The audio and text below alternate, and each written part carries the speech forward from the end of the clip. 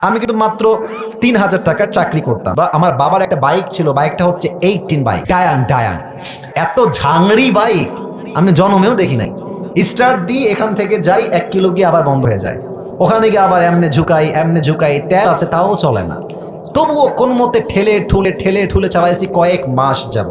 আচ্ছা, একটা পর্যায়ে গিয়ে এমন একটা অবস্থা হলো আমার পকেটের, যে তেল যে ভরবো বাইকে ওই টাকা আমার পকেটে নাই। তা আব্বাকে বললাম, আব্বা मैं माफी भी मांगता हूँ, দোয়া भी मांगता हूँ, আমার দ্বারা এই বাইক আর চলবে না, তোমার বাইক তুমিই রাখো। তা আব্বা বললো, কি করবো বাইকটা, আমার পায়ে তো ব্যথা, আমি হার্টের রোগী, এটা কি সেল করে দিব? বললাম বিক্রি করে দাও, আমি এটা বিক্রি করে সাইকেল কিনবো, সাইকেলের চাইতে ভালো হবে আমার জন্য। তো যাই হোক, বাইকটা বিক্রি করব ভাব, মানে এটা এইভাবে কখনো আমি আগে কোনো মাহফিলে বলি নাই, এতটা ব্যাখ্যা দিয়ে বলি নাই, আজকে বলছি বাইকটা বিক্রি করে দিব অভাবের জন্য। বাট বিশ্বাস করেন সেই সময়টা প্রতিদিন তাহাজ্জুদ পড়তাম, প্রতিদিন আল্লাহকে বলতাম যে আল্লাহ তুমি আমাকে কবুল করো, আমার চেষ্টা কবুল করো। আর আমি দুইজনের ওয়াজ খুব বেশি শুনতাম, এক আজহারের ওয়াজ শুনতাম খুব বেশি, আর একজন আমি আল্লামা দেলোয়ার হোসেন সাঈদীর ওয়াজ খুব বেশি শুনতাম। সেই সময়ের কথা, it has been 3 years or maybe 4 years back, 3-4 বছর আগের কথা। তো হঠাৎ করে আমি এক জুমার খুতবা দিলাম। আমি আবারও বলছি, এই কথা কিন্তু আমি কখনো কোথাও আপনারা শোনেন নাই, আমি আজকেই বলছি। তো জুমার খুতবা দিলাম, আমি প্রায় 1 বছর যাবত জুমার খুতবা দেই, ভিডিও আপলোড হয়, কিন্তু কখনো কোনো রেসপন্স আসে না। কেউ দেখে না ভিডিও, এই 10টা-20টা লাইক পড়ে, 2-1জন কমেন্ট করে মাশাআল্লাহ, আমি তাতেই খুশি, আলহামদুলিল্লাহ, 2-1জন দেখলে আমার জন্য এনাফ, বা আমার খুশি কারণ হয়ে যাবে। তো আমার মনে আছে হঠাৎ করে একটা ভিডিও আপলোড হলো আমাকে নিয়ে, মাশাআল্লাহ, ভিডিওর টপিক খুব ভালো ছিল, লাখ লাখ রিচ হয়ে গেল একদিনেই। মনে করেন যে 10-20 লাখ মানুষ দেখে ফেললো সেই ওয়াজটা। পরে মিডিয়ার থেকে আমাকে কল দেওয়া হলো যে আপনি জুমা পড়ান কোথায়, আমরা আপনার ভিডিও রেকর্ড করব। তো অনেক বড় একটা মিডিয়া আমাকে বললো যে আপনার ভিডিও একটা আপলোড দিব, আপনি ইনশাআল্লাহ অনেক দূর যাবেন, আপনার জন্য অনেক বেশি কাজ আসবে, আপনি কাজ করতে পারবেন আপনার দাওয়াতি ফিল্ডে। তো একটা মাহফিল করলাম, মাহফিলটা ছিল পাবনায়। মাহফিল ছিল কোথায়? পাবনায়। তো পাবনায় গেলাম, আমি হলাম 3 নাম্বার বক্তা, দ্বিতীয় বক্তা না, 3 নাম্বার। তো আমাকে যখন ওয়াজে দেওয়া হলো, দ্বিতীয় বক্তা খুবই রাগ, আমার টাইমটা তাকে কেন দেওয়া হচ্ছে, ওকে তো দিয়ে কাজ হবে না, ওকে নামান, দেখি দিয়ে কাজ হবে না, এটা 3 বছর আগের কথা, বেশি না, 3 বা 4 বছর আগের কথা। তো আমি ওয়াজ শুরু করলাম, কি বলবো, নিজের কথা বলছি না, বা এটা আল্লাহর রহমত বলছি বলতে পারেন। আমি আধা ঘন্টা ওয়াজ করেছি, প্রত্যেকটা যুবক, আমি নেমে গেছি ওরা উঠে গেছে, মানে এই হুজুরকে আমরা ছাড়বো না, নেমে গেলাম। সেটা আপলোড হলো ইউটিউবে। হঠাৎ করে একদিন আমি, আমার বাসা ছিল রাজশাহীতে, রাজশাহীর আমাদের মেইন শহরের বাসা, আমার আব্বা জুমার খতিব এবং আমার আব্বা একটা মাদ্রাসার প্রিন্সিপাল। তো আমি বাইপাস দিয়ে যাচ্ছি বাইক নিয়ে, ভাই আমার কাছে কিছুই নাই, বিশ্বাস করেন না, আছে টাকা, আর আমার 2টা সাদা পাঞ্জাবি ছিল, আর আমি যেই জুমার খুতবা দিতাম, জুব্বা যে পরবো, জুব্বাও ছিল না ভালো।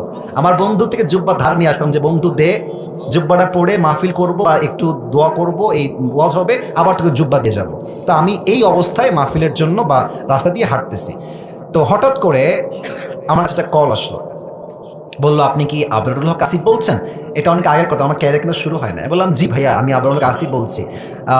আপনি কে? তো বললো যে আমি অমুক জেলার থেকে বলছি, আপনার একটা মাহফিলের ডেট লাগবে। শুনে কলিজায় এত শান্তি লাগলো যে আলহামদুলিল্লাহ, আল্লাহ হয়তো আমার রাস্তা খুলতেছে, এই তো রাস্তা আমার খুলে যাচ্ছে। তা আমি একটু ভাব নিলাম, আমার কিন্তু ডেটমেট কিছুই নাই। বললাম ও আচ্ছা, ডেট নিবেন কবে, আমাকে তো দেখতে হবে ভাই। তো বলছে যে ভাই ডেটটা আমরা 2 মাস পরে নিব, যদি আপনি ডেট দেন তাহলে আমরা, ও তো ভাবছে মাশাআল্লাহ মিলিয়ন মিলিয়ন ভিউ, এ তো অনেক বড় বক্তা হবে ভাই। তো আমি একটু ভাবতাম, দিয়ে বললাম ঠিক আছে, আমি ডায়েরি দেখে আপনাকে বলছি। আমার ডায়েরিতে কোনো ডেটই নাই। তো যাই হোক, পরে সে বললো যে ভাই ডেট কি আছে, ডেট কি হবে, আমি নিজেই, আমার তো ডেট লাগবে ভাই।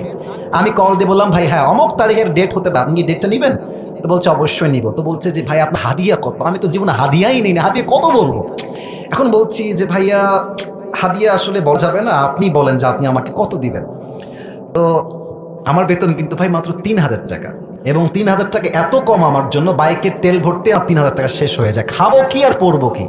তো আমার ভাই বলছে যে আপনি একটু বললে আমার জন্য খুব ভালো হয়। আমি বললাম যে আপনাদের গত বছরে কে আসছিল? বলছে অমুক একজন বক্তা আসলো। কয় টাকা দিয়েছেন? বলছে 20,000 টাকা দিয়েছি। 20, মনে বলছি 20,000 টাকা, আর ওকে বলছি ভাই এটা কোনো টাকা হইল? আচ্ছা যাই হোক, অনেক কথাবার্তা বলে সে বললো ঠিক আছে, আপনাকে আমরা 25,000 টাকা দিব, গাড়ি ভাড়া সব কিছু মিলিয়ে, খাওয়া দাওয়া মিলিয়ে, থাকা সহ 25,000 টাকা আমি আপনাকে দিব।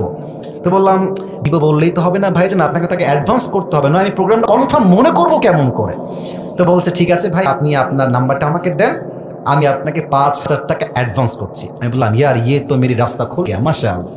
তো বলছে ঠিক আছে আমি আপনাকে দিচ্ছি, নাম্বারটা আমাকে পাঠান। তো নাম্বার দিলাম, 3 দিন কোনো খবর নেই। মনটা আবার খারাপ, জানলা ডেটটা কি তাহলে পাবোই না। তো 3 দিন পরে আবার আমার ভাই কল দিয়ে বলছে প্রিয় ভাই আপনাকে তো আমি টাকা দিব, বাট আমি টাকা তুলতে পারি নাই এলাকার থেকে, তাই টাকাটা দিতে পারি নাই। তো মার্শাল্লাহ সবাই আমাকে টাকা দিয়ে দিয়েছে, আপনার নাম্বারে আমি এখনই টাকা পাঠাচ্ছি। তাকে ওই প্রথম মাহফিলের জন্য 5,000 টাকা অ্যাডভান্স দেওয়া হয় এবং 5,000 টাকায় আমি আমার আব্বা আমাকে দিয়ে দিয়েছি। যাও তোমরা নাও। বিশ্বাস করেন ওই যে আমার জার্নি শুরু হলো। আল্লাহু আকবার, কি বলবো, এখন এমন একটা দিন নাই যেই দিন শত শত কল আসে না। আসিফ হুজুরকে লাগবে, আপনাদের কি আমাকে বলে 3 লাখ নিবেন, 2 লাখ নিবেন, 1.5 লাখ নিবেন, কত খালি বলেন না আপনাকে আমরা চাই। আপনি বলবেন হুজুর আপনি এত লম্বা স্টোরি কেন বললেন? 1 ঈমান, 2 হচ্ছে তাকওয়া। এই 2টা থাকলে বান্দার সফলতা কেউ আটকায় রাখতে পারে না, ঠিক কি না বলে? ওয়ারযুকুহু মিন হাইথু লা ইয়াহতাসিব, তোমার রিজিক আমি এমন জায়গার থেকে দিব তুমি কখনো কল্পনাই করতে পারবে না। আল্লাহু আকবার।